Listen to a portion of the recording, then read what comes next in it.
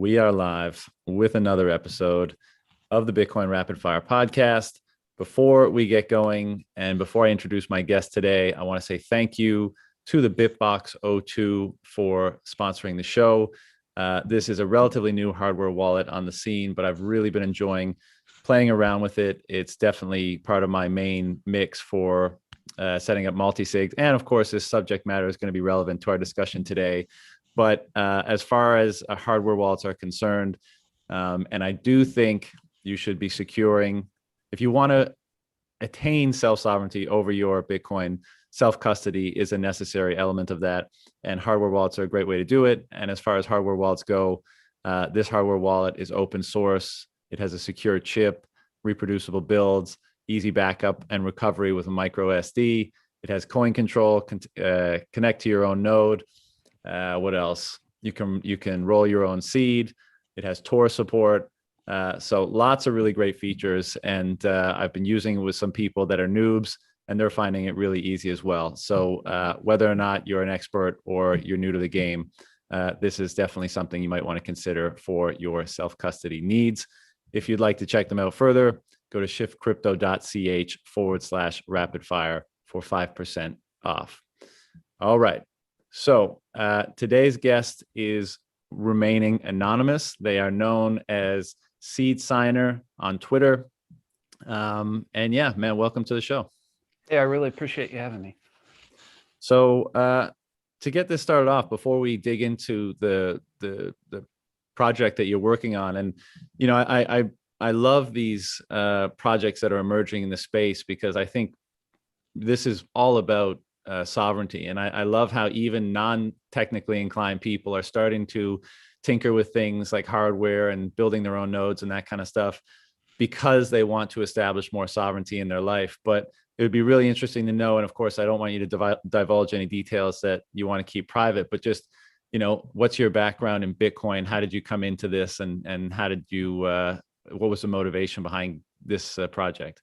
Yeah, and just real briefly, what you said about Bitcoiners being increasingly open to being more technical and learning new things that they're not familiar with. Like I firmly believe that Bitcoin brings to the table in us like a personal growth kind of mindset. And for some reason, like this thing that you go down the rabbit hole just encourages all sorts of personal development, wanting to become kind of just a better human being. And I've seen a lot of that with people who get in touch with me who have never tried a hardware project before, aren't exceptionally technical, and just, I didn't mean to take a sidebar there, but it's just really cool to see. No, I love that. And maybe we can hang out there for, you know, a second before we go forward, because, you know, I talk a lot on this show about the changes that this thing inspires in people. And it's really interesting that a lot of people, you know, for a lot of people, this technical stuff was, they always had an aversion to it, right? It was too complicated, or the motivation wasn't sufficient to get them over the hurdle. And in many ways, I'm an example of that as well. But realizing the importance now and having that motivation, I guess, amplified in you to push into that discomfort to try to understand this stuff more, because it's so important and because it's so valuable in the ability to establish greater sovereignty in your life. It seems like a lot of people are doing that. So yeah, I'd love to hear how Bitcoin has influenced your journey in that regard. Yeah, I maybe it has something to do with like Bitcoin makes us feel like our actions have more meaning or more purpose. I think people talk a lot about the hamster wheel of fiat money and how you're kind of find yourself just working to be working in a way for the next batch of stuff that you're able to afford. And with Bitcoin, you're able to build something, and you realize that actions that you did a year ago or a month ago, or things that you're doing right now, can move the needle, and they actually matter, because you can play a part in building a better future for yourself. It's very empowering. You know, I hear that a lot about people who've gone down the rabbit hole and are in that Bitcoin journey. They feel empowered. When you feel empowered, I think it's just natural that you want to kind of push the envelope and test your own potential and see what you can do. I love it. And so how did you get into this rabbit hole? Yeah, sure. So I am a retired police officer. I say that because that's actually how I first encountered Bitcoin. I was a cop for 15 years and started out as just like the local guy who would be answering calls on the radio, doing traffic stops, that sort of thing. But I had a background in computers. I had done some undergraduate study in information systems and just always had kind of like an affinity for computers. And my chief was aware of this, and there was a local digital forensic working group that was kind of spinning up and looking for new people to join. So he asked if I'd have any interest in joining this digital forensics working group. Now, this would have been back in 2006 or 7.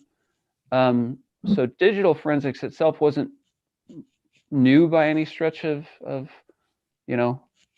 being, but it was still a very fast growing kind of area of law enforcement, and frankly, like an area of technology in general, because forensics and cybersecurity and those kind of things obviously have importance beyond just law enforcement investigation. So anyhow, I got asked if I wanted to join this working group, and so I started 3 years into my career as a full-time digital forensic investigator, and that was, speaking of like personal growth, that was like drinking from the fire hose every day, because you go from a position where you tinker with computers and you've done a little programming to you could potentially be in front of a jury and have to explain the binary numbering system or how operating system artifacts work, yada yada yada. So I'm drinking through the fire hose, trying to learn everything I can so I can be a competent forensic examiner. And I hear from one of the other guys working in the lab about a case that he's encountered where there's a local kid who has received like a gaming laptop, or it probably was a gaming desktop actually, with like a dedicated GPU, maybe 2 of them, a nice rig with a lot of RAM and everything. And I'm sure he was using it to game, but he was also using it at that point to mine Bitcoins. And then he would turn around and use those Bitcoins to purchase, I believe it was marijuana on the Silk Road, which was delivered to his doorstep. He would repackage that, take it to school, and sell it to people he knew at school. And he was making like a decent, like, he definitely needs to be flagged as an entrepreneur, because he was making, I'm sure, pretty good money for a kid his age. And this was probably in mid 2012. So GPU mining was still viable, and the Silk Road was still very much so up and running. I didn't participate in that investigation. I honestly don't know like what the disposition of it was, but that brought this thing Bitcoin onto my radar. And I kind of did one round of Googling on it in 2012, and it didn't make sense to me. I wasn't sure if it was some sort of like, it didn't make sense that people would be using so much compute for the purpose of which I couldn't understand. I thought maybe it was some sort of like, if you're familiar with SETI or folding at home, like one of those where they leverage people's computers to solve problems, which obviously Bitcoin does, but didn't get it at the time. Put it down for, I don't know, about 6 months. And then I forget how it came back onto my radar, but I know, I think it's Vijay Poyapati likes to say that people need at least 2 or more touch points for Bitcoin kind of to come onto their radar and dismiss it and revisit it. And for whatever reason, maybe I was looking for investments in 2013. Early in 2013, I started looking at it more closely and started digging in. And I joined the Bitcoin Talk forum and just started reading everything I could there, trying to wrap my mind around it. So did some early GPU mining. Well, it wasn't early GPU mining, but it was GPU mining in my house, and did some early ASIC mining as the Bitcoin network transferred from GPUs to ASICs. I mined all these idiotic coins like Feathercoin and all that kind of stuff, and did some, like I said, did some ASIC mining. Eventually put the mining aside, and I was a a holder throughout the bear market in like 2014, 2015, 2016. And as the bear market progressed, I was still kind of accumulating Bitcoins, and the number was slowly going up. And I'm, just a cop of meager kind of means. And I always, for whatever reason, had it in the back of my mind that if for by some way, if this investment in Bitcoin progressed to the point where we could pay off our house and live debt free, I kind of had this deal with myself that I owed it to myself to take advantage of that. So we arrive in 2017, Bitcoin's moving up, and it's nowhere near its highs. It's in the 2000s, and for me at that stage of my life, like that was a pretty good amount of money, and it was enough to pay off our house and start kind of a new debt-free life. So I'll never forget that day. I was at work, and I always had the charts up, kind of keeping an eye on what was going on, kind of on a secondary screen, and it just ate at me, and I got up. I said, I'm going home for the rest of the day. Went home and like sadly sold everything. I was a little bit concerned about the fork wars at the time, and I thought, like, if I lose the ability to pay off my house because some like developers are arguing about software parameters, I'm probably never going to forgive myself. So weekends, sold it. But the beautiful part of that was paid off the house, and it eventually paved the way for me to retire from my work and be a stay-at-home dad, which is, the blessing of blessings, to be able to spend those years with your children.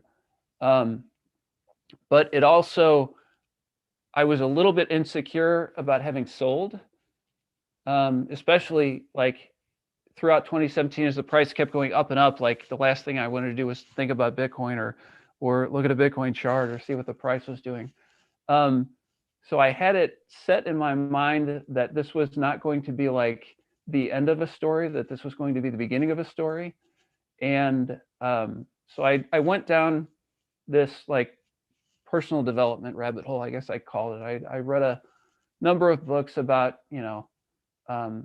happiness, several books about happiness and about personal development. There's a book called The Miracle Morning that I like a lot. And I started just on this personal development. I started, we talked a little bit before we hit record. I started thinking about a podcast. I started a vending company. I bought a piece of rental property. And I was determined that, this was not going to be the highlight of, my financial development. Was a one-off Bitcoin sort of gain. So throughout 2017, kind of ignored Bitcoin. Into 2018, for whatever reason, I found myself listening to Bitcoin podcasts again. And it's, I could muse that maybe the personal development steered me back to Bitcoin, but it's kind of like those jokes they make about the mafia. Like once you think you're out, they pull you back in. And so I started, listening to some of the podcasts I've been listening to, and started, I fired up, my Twitter again and started kind of watching that. And before I knew it, I was wanting to buy the dips and dollar cost back average into it. So I think I alluded, like 2019, I left work, and I'm always kind of somebody who has to be a little busy with something. And so I started tinkering around with different side projects and stuff. And that's what led me to SeedSigner here. Right. All right. But before we get into the details of SeedSigner, two things. One, I'm getting a little muffliness on your mic. I don't know if you're rubbing up against it or something is rubbing up against it, but there's a little bit of muffly sound coming through. But the other thing is, and you are, feel free to, say, not comment on anything you don't want to comment about. But, in the times we exist in today, I'm fascinated by, people that were basically, the enforcement arm of the state, police officers. And I know there's a lot of great police officers out there. And, what kind of changes occur to people that go down the Bitcoin rabbit hole. And I'm just wondering if your thoughts on that institution and the work that you did and your colleagues, especially in light of kind of how they're being used today, changed at all as a result of learning about Bitcoin and the related topics? Right. There's definitely some crossover there. Before I say too much further, is my audio better? Is the what Yeah. you were hearing? Yeah. Okay. I just adjusted the mic a little bit. Um, there is, so I think I mentioned, that I had written tickets for a few years and answered calls, and you go on domestics and do all of the things that you think of police officers doing. But I kind of had a joke in my mind that after I went into the forensic lab, it was a much different experience. I felt a lot less like a real cop, and in a way you know, that's not what you get into law enforcement for. Um,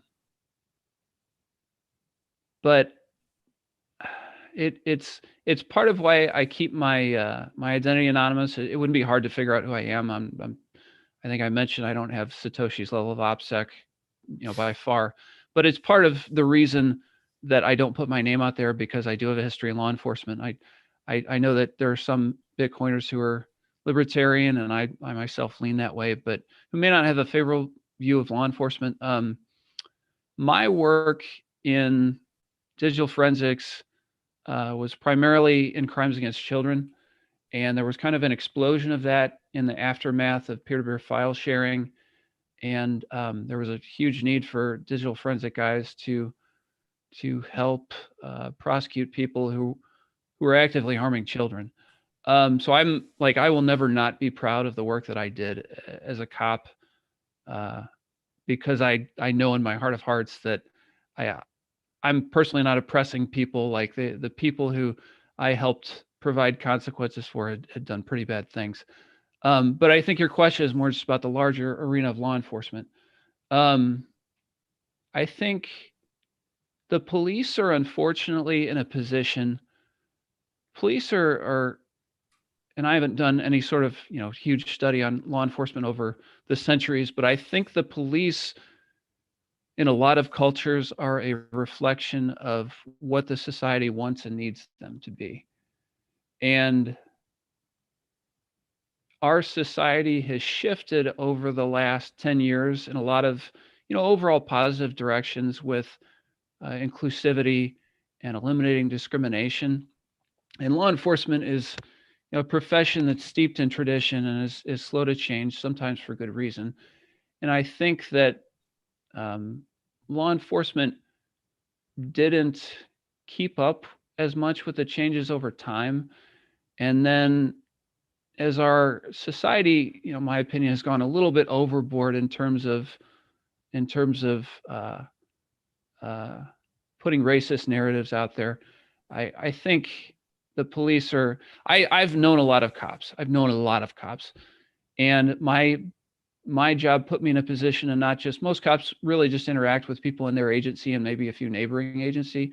Like I got to interact with cops from around the entire metro area, the entire kind of state that we're in. And then I went to a lot of training sessions as I was in digital forensics, and met cops from all over the country, people who are working in, difficult situations up in Washington State and Oregon State and Seattle and up in that area, all over the country. And I can say with absolute honesty that most cops got into it not because they're bullies or because they enjoy like exerting control over other people, because they just have a sense of wanting to do good for the community around them. And I don't know if I'm kind of addressing what you were getting at. I think I went off into the weeds there. I hate to be a cop apologist, but there's so many good people out there that are in law enforcement that I tend to stray over that way. Yeah, I mean, I think it's probably the case that a few bad apples spoil the whole bunch as far as people's perceptions of Right. state power and police officers are concerned. I mean, I was asking, I wasn't looking fishing for any particular answer. It's just, we live in a time now, especially over the last year, where the state power and control is far more in your face than perhaps it ever has been for most people. Sure. With enforcing lockdowns and mask mandates and this kind of stuff. And I was just, looking for some insight, because I think most people are good, right? But most people are in situations where their principles and values are not necessarily the things that always guide them, right? We're guided and driven by our incentives, largely, especially when we find ourselves in jobs and systems that, supersede our own desires for action. So, and that's an uncomfortable notion, because most of us would like to believe that we do what we think is right and good, and we're the final arbiter and we make those decisions. But when someone is dangling your livelihood over your head, as everyone who has a job is in that situation, more or less, then you're kind of stuck at a crossroads. Do you always do what you think is most right and good, or do you make concessions or compromises so that you can find a middle ground between what you have to do and what you would like to do? And I think that's one of the unfortunate circumstances when the state becomes so large and influential, is more and more people fall under the purview of its power and incentives, and they have to, go against what their genuine desire for action might be, or what their principles or values might be, in order to sustain themselves. So this is kind of the corrupting force of the state, and the things that power and facilitate the state, which, in large part is the money, is that that's part of its corrupting influence on people, because it controls the incentives. Right.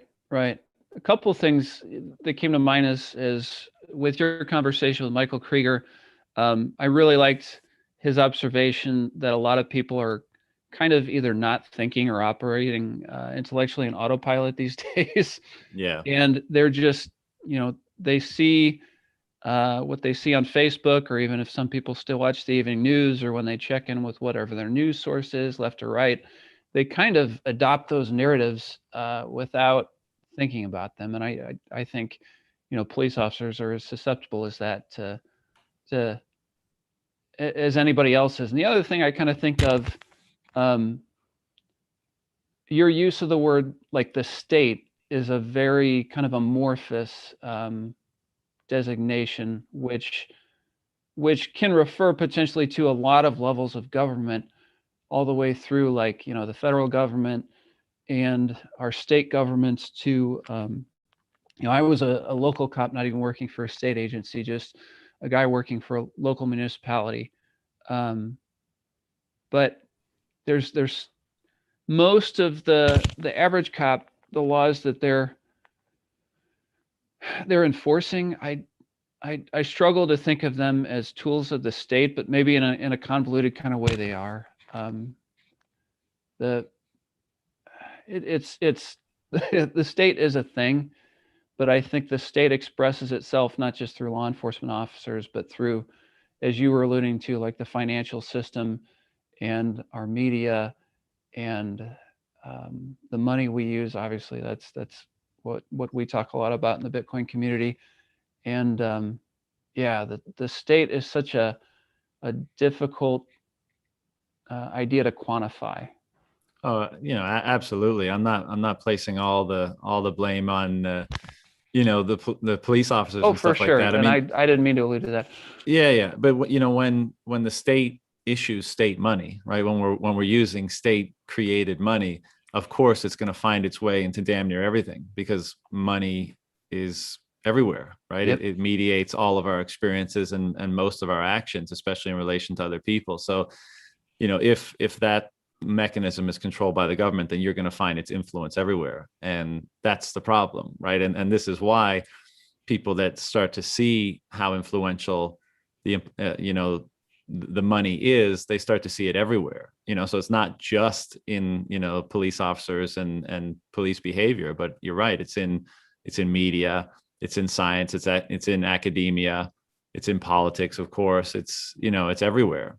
And that's why there's such a kind of blanket repudiation, not ill-considered, but a somewhat of a blanket repudiation on the behalf of Bitcoiners of most things, because they realize the relationship between the money and almost everything. And if the money is corrupted, you're going to find corruption downstream of that everywhere. And fix the money, fix the world has become one of the popular catchphrases in this space, and for good reason. For that reason.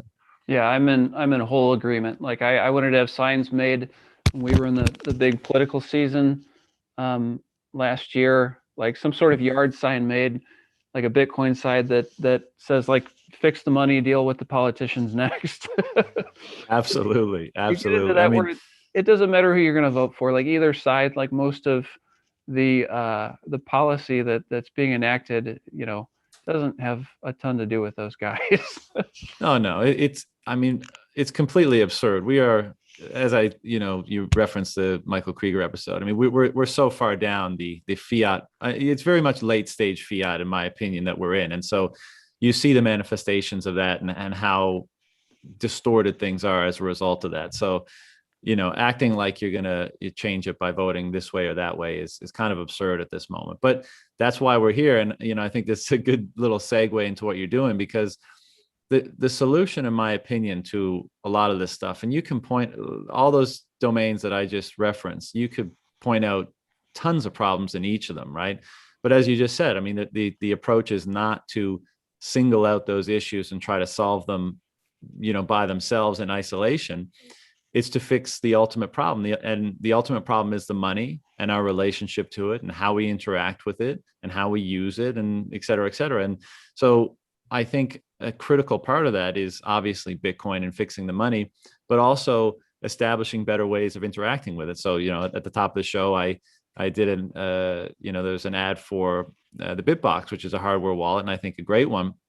But this whole idea of establishing sovereignty over your money, so that both the money itself is sovereign and your relationship to the money is sovereign, is so critical. And I think if we continue to develop that domain, then we almost automatically will fix a lot of the downstream problems. And so you've taken it on yourself to take a certain approach to that solution, because one of the concerns or one of the considerations with hardware that is built by somebody else is, well, I may not know everything there is to know about what constitutes this piece of hardware, and if it's going to be securing my money and my wealth, then perhaps that's a blind spot, and certain people will want to have that level of kind of specific control over every element of this stuff. So why don't you kind of give me the spiel on the SeedSigner now, and we'll break into the importance and implications of DIY hardware. Sure. And probably it makes sense to talk a little bit more about the backstory that led me to SeedSigner, which was my security setup. If I'd had maybe a different security setup in 2017, I think maybe I might not have sold when I did or everything that I did. I think like your security setup can contribute a lot to your peace of mind and how comfortable you are holding the assets you're holding. So as I think I said, I was buying a little bit of Bitcoin throughout like 2018 and 2019. And at the time, I wanted to be in some sort of bifurcated, probably isn't the best word, but some sort of setup where your private key is split and it's in multiple locations, like, trusted friends' house or safe deposit boxes or relatives or whatever you pick. I wanted the ability to access my Bitcoin to be split up over multiple different geographic locations. And there is a website called bitaddress.org, which I think it's still up. It may not be, but it was kind of one of these Bitcoin toolkit websites where, if you put your browser or your computer into airplane mode or go offline, you could download the website and maybe run it on an offline computer, which is what I believe I did. You could use, I'm not deep into cryptography, but you could use something called Shamir's secret sharing to break your private keys up into multiple pieces. And that was the security setup that I'd come up with, where I'd used their sharing scheme to break the private key up into multiple pieces, and I had those spread out over a geographic distribution. But again, you get back to, what if there is some sort of Trojan horse or backdoor in this bitaddress.org website, even though it's been looked at by other people over time. I was really motivated to get to native multisig, which was now in the protocol. And tools were just coming online that were making that easier and easier. Casa is one of them. Several others have kind of come up over the last 6 to 12 months. But Specter Wallet is the one that I came across. I was listening to a Stefan Livera podcast.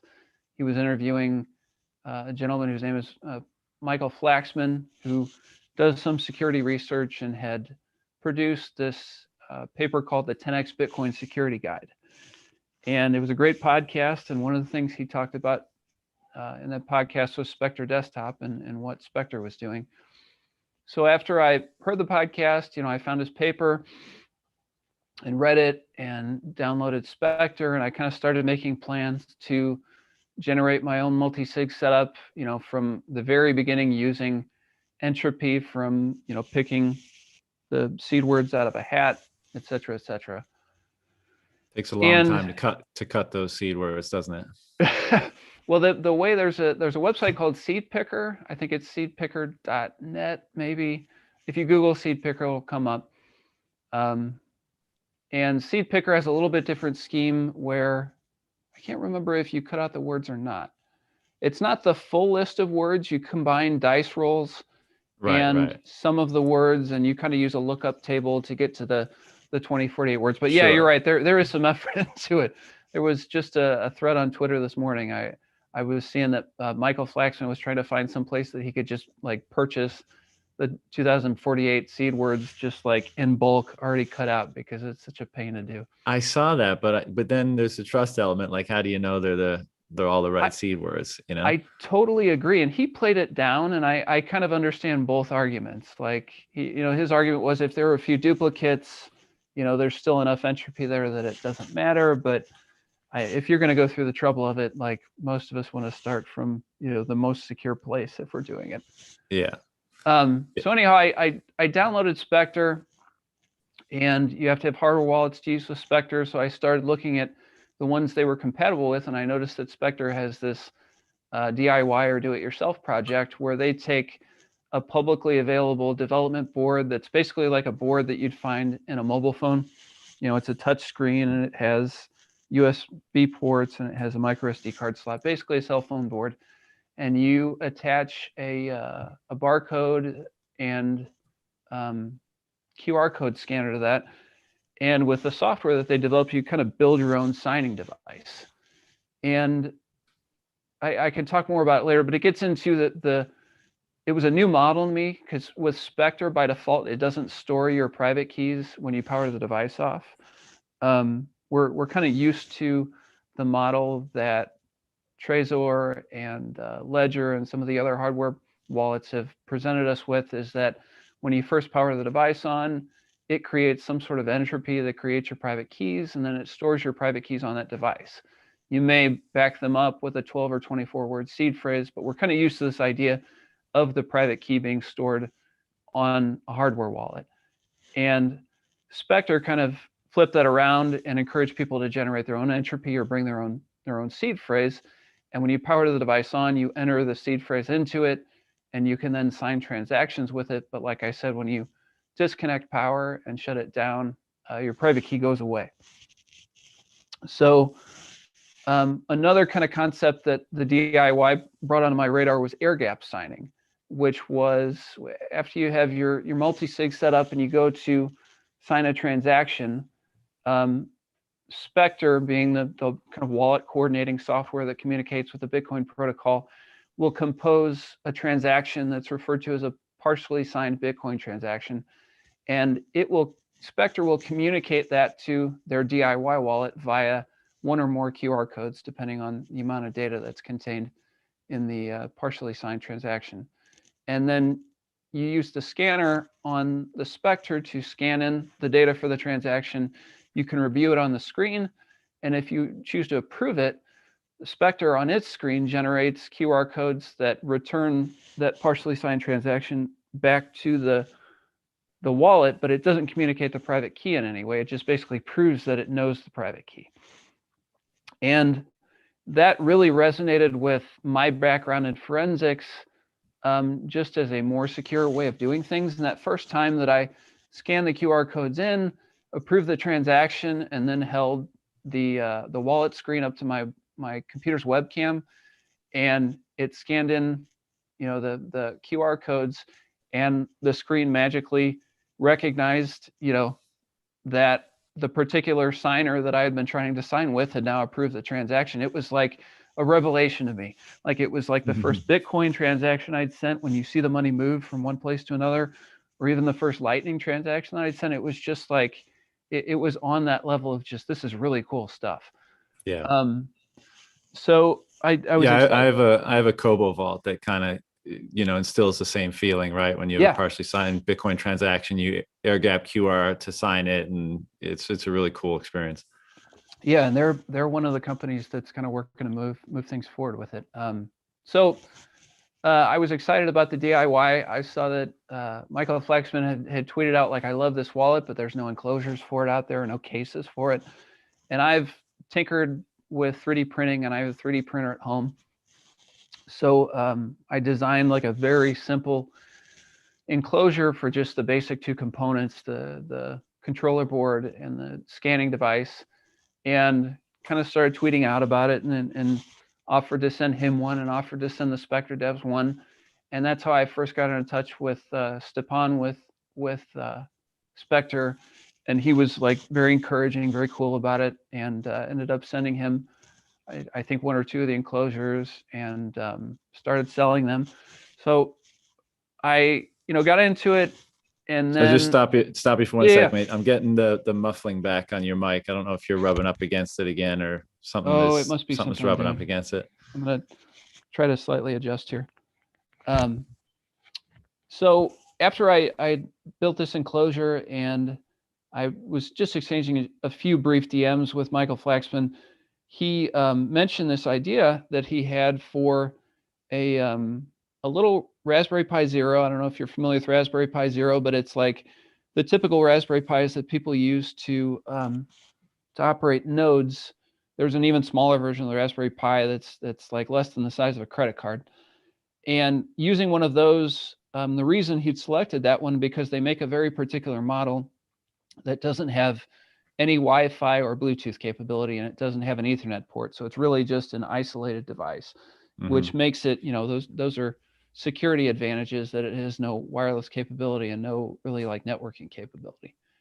To use one of those devices to, if you're generating your own entropy and you're, digging your hand in that hat full of 2048 words, if you pick the first 11 words or the first 23 words, the last word in a seed operates as a kind of checksum that validates, the previous words in the seed phrase. So he was talking about writing a script to be able to use one of these little Raspberry Pi offline computers to calculate the last word of a seed.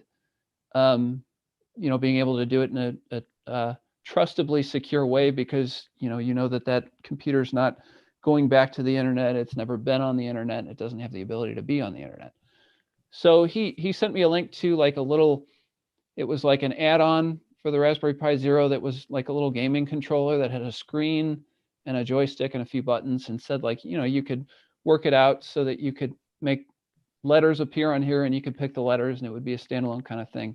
And he said he didn't have the time for it at the time with his other work. So I just got on Amazon and ordered a couple components, and got them home. And for me, it was, another one of these personal development things, because I'd taken a couple classes in Java like literally 20 years ago, and had never really done anything with the programming, but I was familiar with, the concepts and object-oriented programming and stuff. And I signed up for, I think it was a Udemy course on Python, because that's one of the native languages in the Raspberry Pi. And it was just baby steps. Like I tried to see, like, can I get the demo code that comes with this little screen and controller combo to work?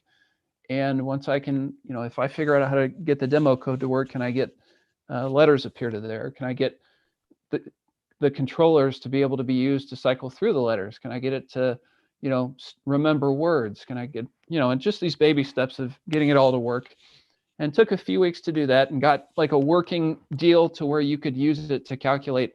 You could use it to enter your first 11 or 23 seed words, and use it to display on the screen the 24th word. Thereby, you'd be generating seeds in a pretty secure way, not exposing like your seed words to a computer that had been connected to the internet. Because like the model with that website I mentioned, Seed Picker, is that you put your computer maybe in airplane mode, or you download a copy of it, and run it on the computer, and it'll give you the last word of your seed phrase. But, and with the kind of the background in digital forensics, you start to wonder, like, are my seed words going to end up in like the web cache somewhere, or even in memory? Or what if there's some sort of keylogger on my system, or some sort of memory scraper? You just kind of, your mind goes crazy with all these ideas of like, how could my seed be compromised through this process? Mm-hmm. So anyhow, so after I got the programming done to calculate the last word, I wrote another little program to where you could roll dice and generate a private key that way. But then I got to thinking, I love the DIY so much, but what if I attached a camera to this Raspberry Pi Zero? Could I, figure out how to ingest QR codes and parse those, partially signed transactions? And with the seed phrases that you could already enter into the device, could I sign transactions? And, one of the big questions was, is the screen going to be big enough to communicate data back to Specter or another wallet? Because the screen itself is only 240 pixels by 240 pixels. So there's not a ton of real estate to use. But anyhow, so again, baby steps, and I started kind of publishing proof of concepts on Twitter. Like, look, I was able to scan this QR code with a Raspberry Pi camera. I'm able to scan in a Bitcoin address, or display a Bitcoin address on the screen. And I dug into it and eventually like produced a proof of concept where there were bugs, but it was actually able to do the same thing that the Specter DIY was, but with hardware. That one of the goals of SeedSigner is to do it with hardware that is significantly less expensive. Mm-hmm. So that's yeah, a couple tangents there, but yeah. So I'm looking at the website now. So you've got the orange pill enclosure, you've got the Specter DIY enclosure, and you've got the assembled Specter DIY, right? Right. And that's So a small go part of ahead. what I do is just for people who would like a Specter DIY, who, don't feel comfortable assembling the parts, or frankly, they're too busy, or for whatever reason, they just want to receive one altogether. Yeah, I send a few of those out. It's not a lot of them, but yeah.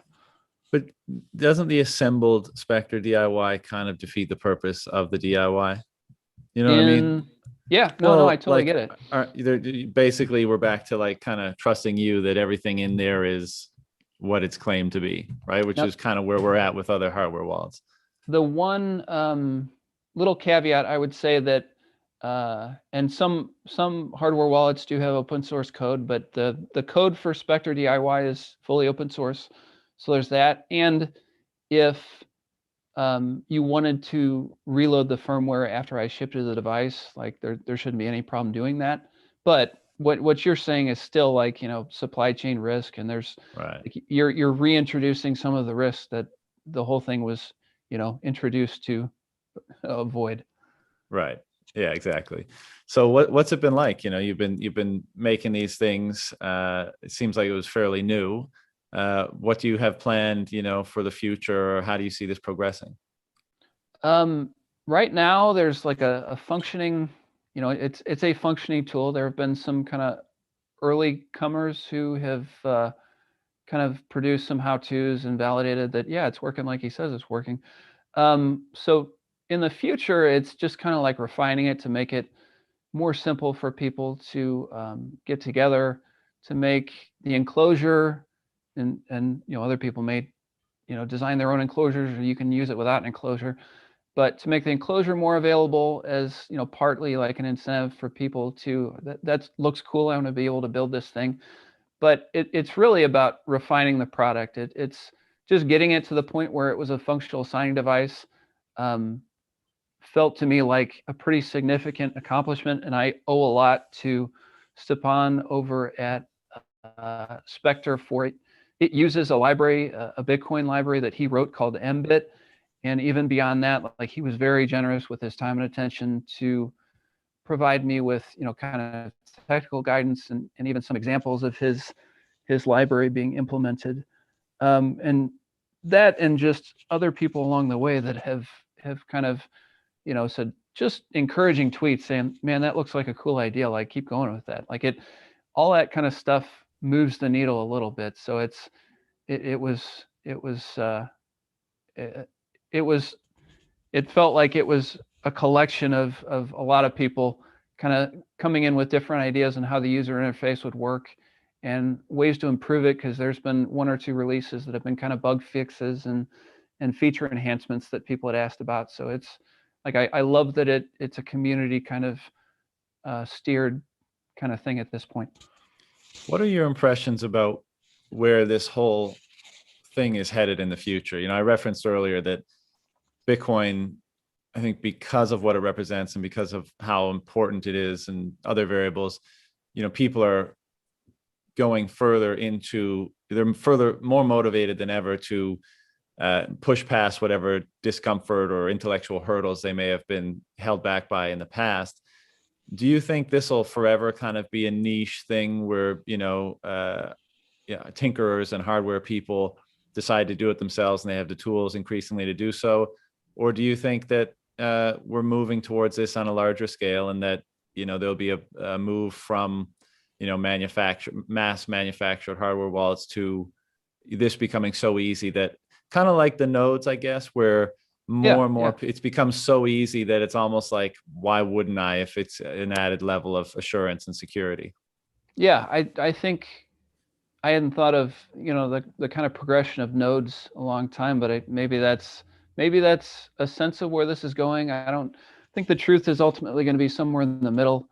I don't think a lot of people are ever going to get out of custodial Bitcoin holding, and for them that's adequate. And the neat thing about Bitcoin is we're all free to do what we feel is in our own self-interests. But on the flip side, I think like you hear it said, where your money goes, your mind goes. And Mm-hmm. so as more people start to accumulate Bitcoin, and as the Bitcoin that they accumulate grows in value over time, I think people are going to be reevaluating their security setup. They're going to be digging in and trying to find more secure models for storing Bitcoin and for signing transactions. So I do think more people are going to get into this. I just from DMs that I've gotten from people who have said, like, I'm not a technical person. I never thought I'd try something like this, but I like what you're doing, and I want one of those, so I'm motivated to build one. Uh, yeah, yeah, and it's neat to see. Like I've also had help from like people in the 3D printing community. There's a guy who's you can see in our SeedSigner group. His name's Richard, and he has been like such an immense help in terms of helping me refine the design of the Orange Pill and printing out some of the things that I've designed, and giving me feedback in terms of what works and what doesn't, and also printing things out and sending them to other people on his own dime. Like that's another great story of like somebody just jumping in, and it goes back to that whole thing of ideas move the needle, and like it just motivates people to get involved. There's one last person I want to mention. His name's Nick, and one of the major pain points with SeedSigner is that because it's running on top of the full Raspberry Pi OS, it takes a long time to start up, and that's a pain point because after you build this thing and you're powering it on for the first time, you plug it in and it's every bit of a full 90 seconds before the screen lights up and you see the menu. So that's a pain point that we're significantly trying to work on with the hardware being what it is. It's never going to be like you power it on and it's right there, but we can do a lot to improve that. And this guy named Nick, who's a developer by trade, jumped in and started offering some improvements, and he's right now doing some amazing work towards modularizing the code and running it in multiple threads so that we can drastically improve the startup time. So I again want to acknowledge that there's a lot of people putting effort into this and helping it grow into a better version of what it is.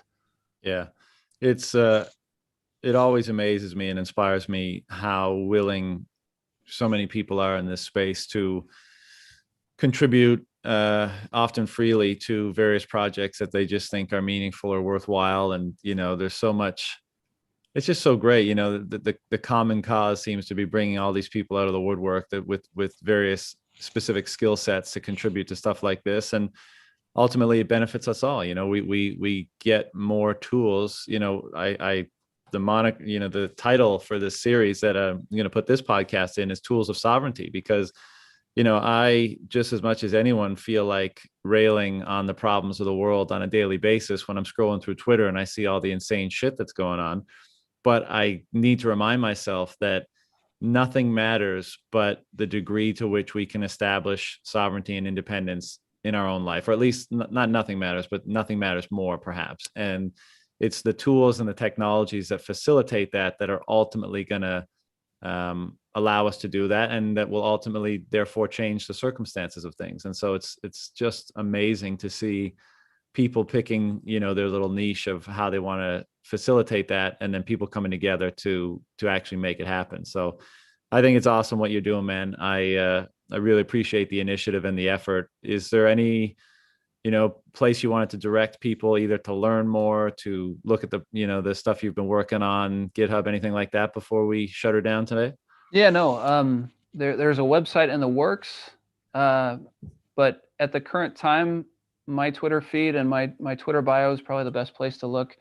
There's going to be a link to the GitHub in there. There's also a link to our Telegram channel where got over 100 people in there who were at the very least curious about building a SeedSigner, or who have built one and can kind of help people who are running into, how do I solder these pins onto this board, or what's the right camera to buy? All those kind of questions that come up once you decide you want to give it a whirl. So yeah, SeedSigner on Twitter. And if you Google or DuckDuckGo or whatever, if you Google GitHub SeedSigner, that'll take you to the right place too. Awesome. Well, look, man, I appreciate the work. I appreciate the time, and good luck with continuing to develop the project. And I'm sure we'll connect again in the future. Yeah, thanks so much for the opportunity to talk with your audience. All right, brother. Take care.